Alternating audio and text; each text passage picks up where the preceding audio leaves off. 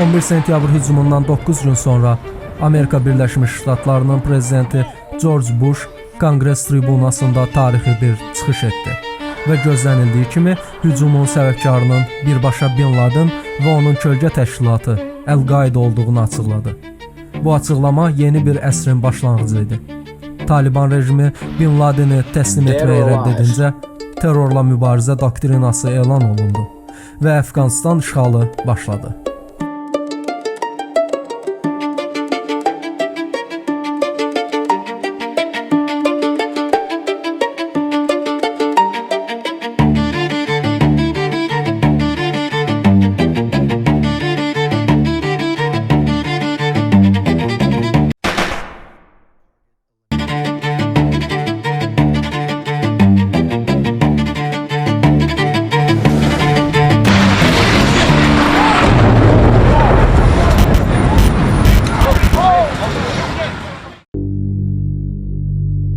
Əfqanistan-Pakistan sərhədində sərt qayalıqlar arasında gizlənmiş bir bölgə.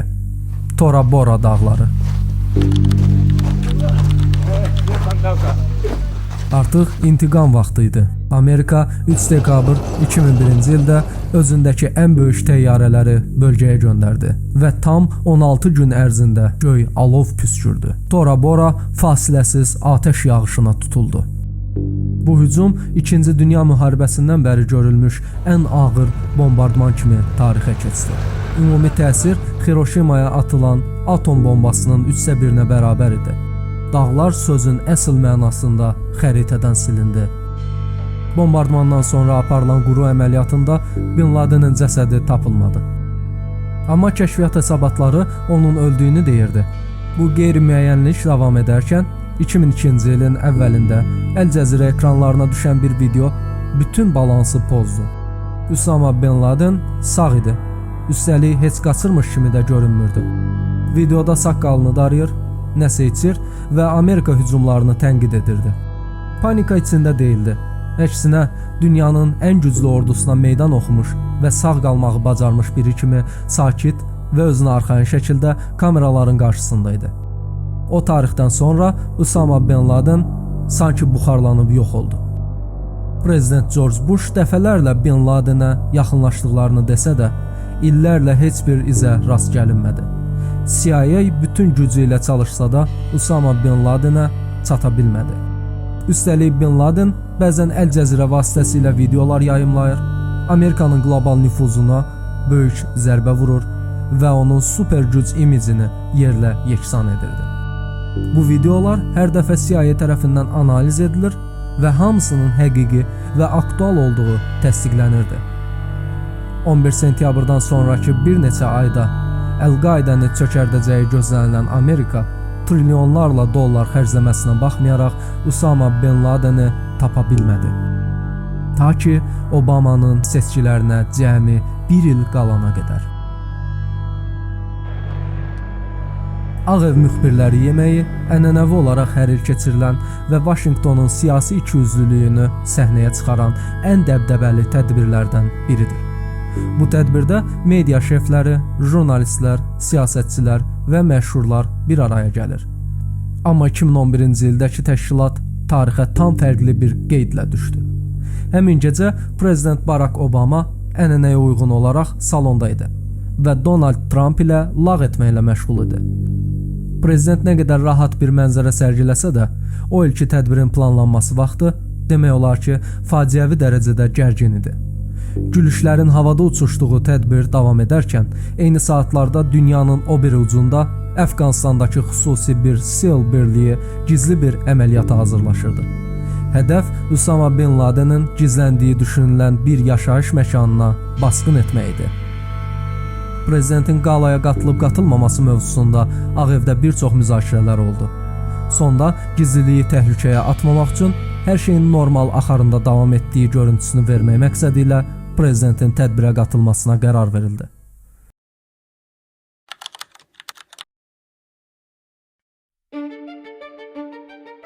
Saat gecə 23-ü göstərəndə Əfqanistandakı Cəlalabad hava bazasından səssizcə 2 Skorsky helikopteri havalandı. Hədəf bəlli idi. Pakistanın Abbottabad şəhəri Gecənin qaranlığında bir yaşayış məkanının içində gizləndiyi düşünülən Usama bin Ladenin izinə çatmaq üçün yola düşdülər. Yaşayış kompleksinin yerləşdiyi bu torpaq sahəsi 2004-cü ildə satın alınmışdı. Xarici dünyadan demək olar ki, təcrid edilmiş, hündür divarlarla əhatələnmiş, heç kimi içəri dəvət etməyən bir quruluş idi. Bin Ladenin yaşadığına inanılan gizli bir üst mərtəbəsi var idi. Bu mərtəbədəki pəncərələr opak idi, yəni çöldən içəri görünmürdü. Binanın digər tərəfində isə hündür divarlarla əhatələnmiş bir eyvan yerləşirdi. Bu quruluşla bağlı əsas müzakirə mövzusu isə tam başqa idi. Bu yaşayış kompleksi Pakistanın bir hərbi akademiya bazasının yaxınlığındaydı. Bu da ağıllarda tək bir sualı oyadırdı. Pakistanlı rəsmilər Bin Ladenin burada olduğunu həqiqətənmi bilmirdilər? SEAL komandası üçün bu yaxınlıq təkcə siyasi deyil, eyni zamanda əməliyyat baxımından da təhlükə idi. Çünki bu qədər yaxın bir hərbi obyekt Amerikalı birliklərin tez bir zamanda aşkarlanması demək ola bilərdi. Əməliyyat başlamadan aylar əvvəl SEAL qrupu Şimali Karolinada xüsusi bir mərkəzə qapadıldı. Bu mərkəzdə Pakistanda hədəf alınan bu quruluşun tamamilə eyni surəti inşa edilmişdi. Hər künc, hər divar, hər çıxıntı bütün əməliyyat heyəti tərəfindən əzbərləndi. Tapşırıq başlamadan əvvəl mexanizmin ruhunu tanımaları lazım idi. Əməliyyatda istifadə ediləcək helikopterlər adi deyildi. Xüsusi olaraq hazırlanmış, radara görünməyən stealth texnologiyası ilə təmin edilmişdi. Amma yenə də Pakistan hava məkanına girişdə yer səviyyəsinə çox yaxın uçmaları lazım idi. Bütün bunlar Pakistan ordusunun radarına yaxalanmamaq üçün idi. Çünki bu missiya Pakistana bildirilməyəcəkdi. Bunun səbəbi planın sızması və Bin Ladenin qaçması ehtimalı idi. Amma bu qərar eyni zamanda əməliyyatı daha da mürəkkəbləşdirmişdi. Çünki Amerikalılar Pakistan ordusunun onları aşkar etməsi halında ən pis ssenari ilə qarşı durma baş verə biləcəyini nəzərə almalı idilər. Əməliyyatın əsas daşıyıcısı Skorskilər, yəni Black Hawk helikopterləri olsa da, səhnənin arxasında gizli bir təhlükəsizlik planı da fəaliyyət göstərirdi. 3 ədəd Chinook helikopteri Skorskilərdən dərhal sonra Pakistana doğru yola çıxdı. Bunlar Pakistan ordusunun müdaxilə etməsi və ya başqa bir problem yaranması halında ehtiyat qüvvə kimi iştirak edəcəkdilər. Bu Chinooklardan biri Əfqanistan və Pakistan arasındakı sərhəd bölgəsinə enmişdi. Digərləri isə Pakistanın dərinliklərinə doğru irəlilədi. Abbottabad səmasında gecəni yararaq hərəkət edən Skorskilər hədəf yaşayış məkanına çatdıqda plan aydın idi. Bir helikopter birbaşa damın üzərinə enərək SEAL əskərlərini yuxarıdan sızdıracaqdı. Digəri isə tikilinin ön hissəsinə enərək içərini öndən mühasirəyə alacaqdı. Beləliklə, basqın 2 qoldan eyni anda və maksimum sürətlə həyata keçiriləcəkdi. Amma işlər elə də asan olmadı. Əməliyyatın gedişatı düşmənin yox, cazibə qüvvəsinin müdaxiləsi ilə pozuldu. Şimali Karolinadakı təlim sahəsi ilə real hədəf arasında kritik fərq var idi. Təlim sahəsində binanın ətrafı yalnız hasarlarla əhatələnmişdi. Abbottabad yaşayış məkanında isə yüksək və qalın divarlar yüksəlirdi. Bu kiçik görünən fərq helikopterlərin aerodinamikasını tamamilə dəyişdirdi. Bir nömrəli Skorsky binanın üzərində havadan asılı qalmağa çalışarkən bir anda Vortex Ring State adlı burulğan hava axınına düşdü. Pilot idarəni itirdi və helikopter həyətə çırpıldı. O andan etibarən tək plan artıq sağ qalma instinkti ilə hərəkət edən improvizə edilmiş bir ssenariyə çevrildi. Helikopterin həyətə çırpıldığı an minlərlə kilometr uzaqda, Vaşinqtondakı bir otaqda nəfəs kəsilmişdi. Çünki toqquşma anı şəhərin üzərində yerləşdirilmiş kəşfiyyat dronu tərəfindən qeydə alınıb, Ağ Evə anbaan canlı ötürülmüşdü. Prezidentin, CIA direktorunun və yüksək səviyyəli təhlükəsizlik müşavirlərinin gözləri ekrandaydı. Helikopterdəki əskərlər möcüzəvi şəkildə xəsarət almadan sağ qaldılar. İkinci helikopter plana uyğun olaraq mülkün önünə eniş etdi. Artıq sürpriz üstünlüyü yox olmuş, içəridəkilər açıq vəziyyətə keçmişdi. SEAL qrupunun bir hissəsi binanın mühasirəyə alaraq qaçış yollarını kəsdi. Qalanlar isə əvvəlcə ana binadan ayrılan qonaq evinə sızdı. Məhlədəki bütün elektrik enerjisi kəsilmişdi. Göydə ay yox idi. Əməliyyat qaranlıqda həyata keçirilirdi. Amma bu qaranlıq gecə görmə eynəkləri ilə təchiz olunmuş birləşmələr üçün böyük üstünlük idi.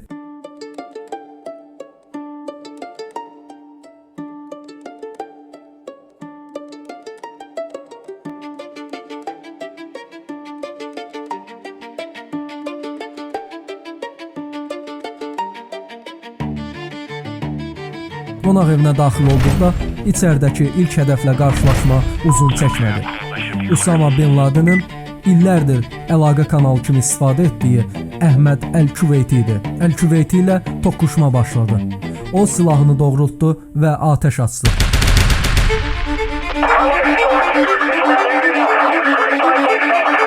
SEAL komandası Küveytini öldürdü.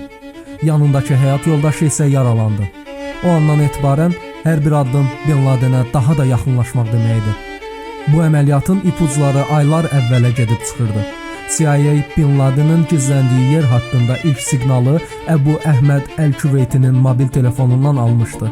İzlənilən siqnal Bin Laden əməliyyatının başlanğıc nöqtəsi idi. Küveyti zərərsizləşdirildikdən sonra SEAL əməliyyatın ikinci mərhələsinə keçdi. Hələ də çöldə gözləyən əsgərlər vardı. Qapı açıldı və bütün heyət içəri daxil oldu. Artıq hədəf Bin Ladenin yerləşdiyi əsas binanın içində idi. Koridorda ilk təmas quruldu. Qarşılarına çıxan şəxs az əvvəl vurulmuş Küveytinin qardaşı Abrar idi. Onun əlində silah olub olmaması hələ də mübahisə mövzusudur. Amma həm Abrar, həm də həyat yoldaşı öldürüldü. Üst mərtəbələrə çıxmaq asan deyildi. Pilləkən boşluğu metal təhlükəsizlik qapısı ilə bağlanmışdı və bu qapının partlayıcılarla açılması lazım idi. Tam bu anda Bin Ladenin oğlu Xalid ilə qarşılaşıldı. Onun əlində AK-47 tüfəngi vardı. Dirəndi, amma uzun sürmədi. Vurularaq öldürüldü. Açıqlamalara görə birinci mərtəbədə yaşayış sahələri və bir mətbəx vardı. Mühit olduqca xaotik idi. Tam da bu anda dünyanın ən çox axtarılan adamı ortaya çıxdı. Usama bin Laden. SEAL komandası pilləkənləri qalxarkən Usama bin Laden ikinci mərtəbəni bağlayan başqa bir metal qapını aralamış və başını uzatmışdı ki, nə baş verdiyini anlasın. SEAL'ları görüncə sürətlə geri çəkildi, amma qapını bağlaya bilmədi. Panikaya düşmüşdü. Komanda hərəkətə keçdi və Bin Ladenin arxasından hərəkət etdi. İkinci mərtəbədə bir yataq otağında ilk təmas quruldu. İçəridə 3 qadın və Usama bin Laden var idi. Qadınlardan ikisi intihar jileti geyinmiş ola biləcəyi ehtimalı ilə dərhal yerə uzadıldı. Bu saniyələr davam edən anda sakitlik atəş səsləri ilə pozuldu. Usama bin Laden 2 atəşlə vurularaq öldürüldü.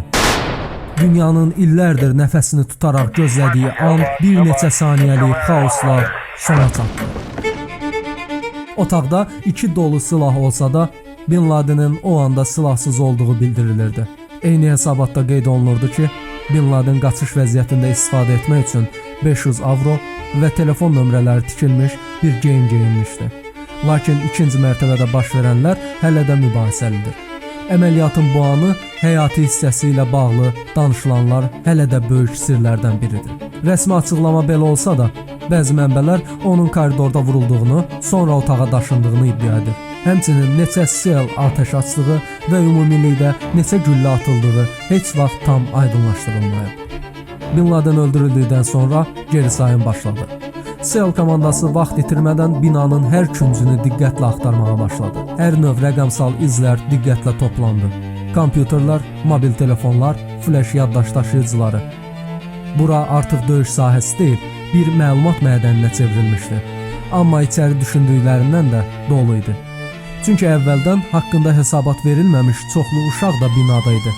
Xaos böyüyürdü. Bu vaxt sərhəddə yerləşdirilmiş Chinook helikopterlərindən biri uçuşa başladı və əməliyyat bölgəsinə doğru yola çıxdı. Eyni dəqiqələrdə yaşayış məkanının həyətində başqa bir böhran idarə olunurdu. Düşən Skorsky helikopteri hələ orada idi. Bu helikopter yüksək səviyyədə gizli texnologiya ilə təchiz olunduğu üçün düşmənin əlinə keçməməli idi. Buna görə qərar qəti idi.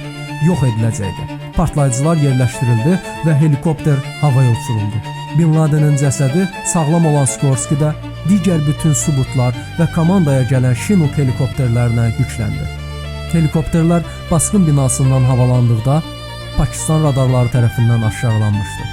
Pakistan hava qüvvələri müharibə təyyarələrini qaldırmaq əmri verənə qədər Amerika helikopterləri artıq sərhədi keçmişdi. Tonight, I can report to the American people and to the world that the United States has conducted an operation that killed Osama bin Laden, the leader of Al-Qaeda, and a terrorist who's responsible for the murder of thousands of innocent men, women, and children.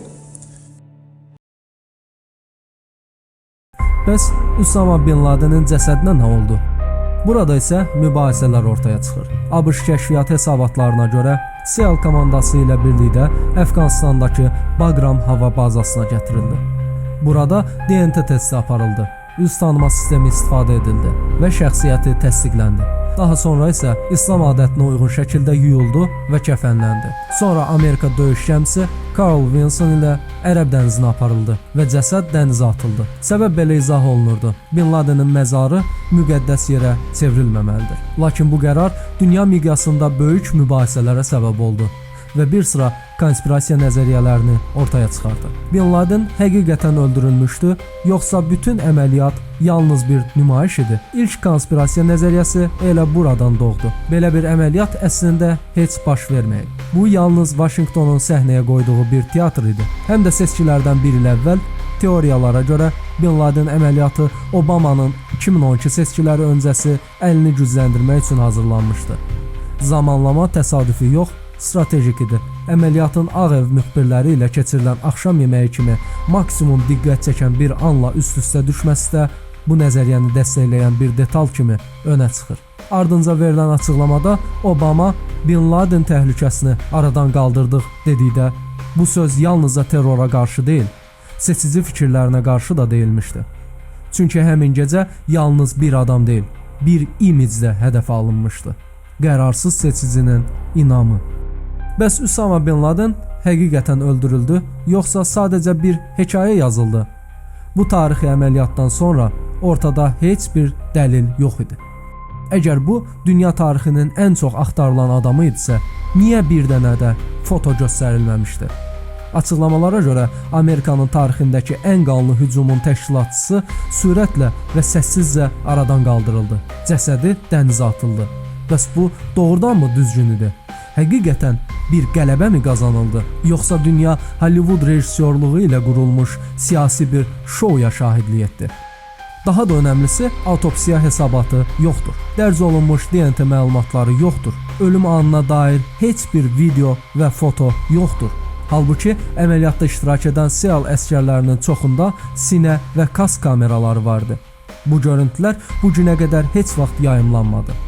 İctimaiyyətə yalnız Ağ Evdə Obama və komandasının əməliyyatı izlədiyi müharibə otağı fotosu verilmişdi. Ağ Ev isə bütün bu boşluqları sadəcə bir cümlə ilə müdafiə edirdi. Bu, tutma əməliyyatı deyil, öldürmə əmri idi. Bəlkə də əsas cavab həmin foto kadrının kənarında qaldı. Bütün bu səssizlik və qaranlıq nöqtələr başqa iddiaları da qidalandırdı.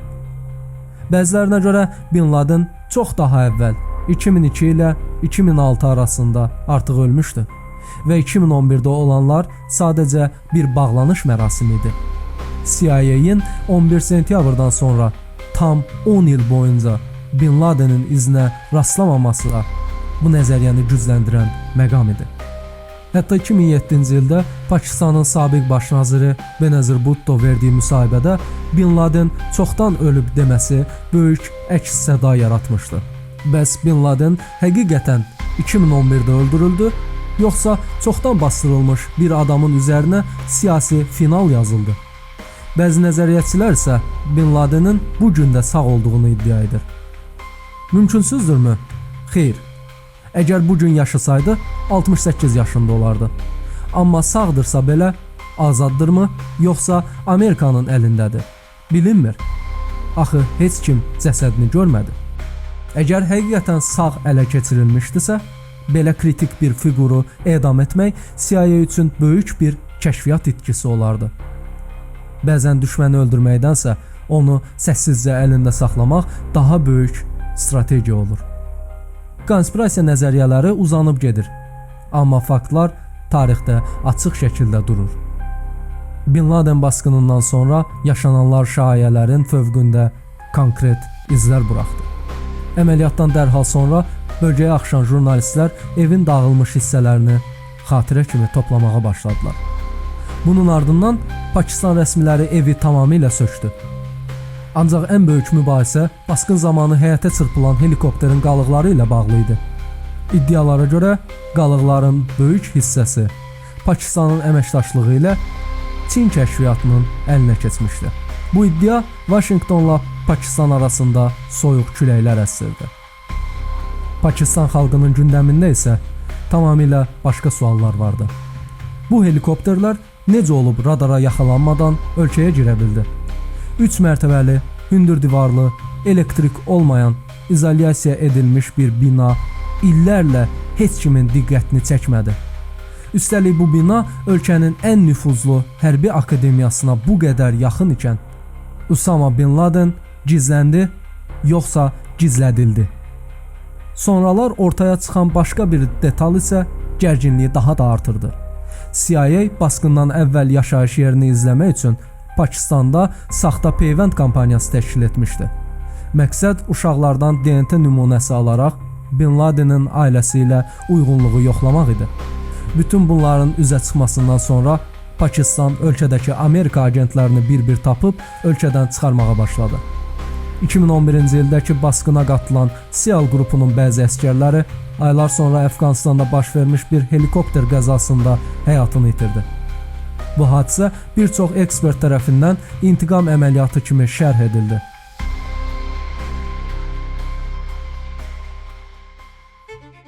Bugün gəldiyimiz nöqtədə isə Əfqanistan 20 il sonra yenidən Talibanın əlindədir. Amerika Birləşmiş Ştatları Əfqanistandan çəkilsə də terrora qarşı mübarizə doktrini milyonlarla insanın həyatını xarabalığa çevirdi. Yaxın Şərqdən Afrikaya qədər geniş bir coğrafiyada müharibə, miqrasiya və dağıntı yaratdı. Super güc Amerikanın bir tək hücumla bütün dünya nizamını yerindən oynada bilməsinin sirri isə bu yeni əsrin dərinliklərində gizlidir. 11 sentyabr sonrası açılan bu əsr hələ də içindən çıxılmayan sonsuz qaranlıqları özü ilə gətirdi. Böyük filosofların da dediyi kimi, məqsədə aparan yolda hər şey doğrudur. Tarix yalanlar üzərində razılığa gələn insanlar tərəfindən yazılır. Xalqı idarə edənlər üçün ən böyük silah faktlar deyil, inandırıcı nağıllardır. Dünyanın ən böyük bəlası isə siyasətin təbiətində olan yalanın sistematik hala gətirilməsidir. Buna görə də imperiyalar yalanı sülh adlandırır. Hər müharibə sözdə sülh üçün edilir.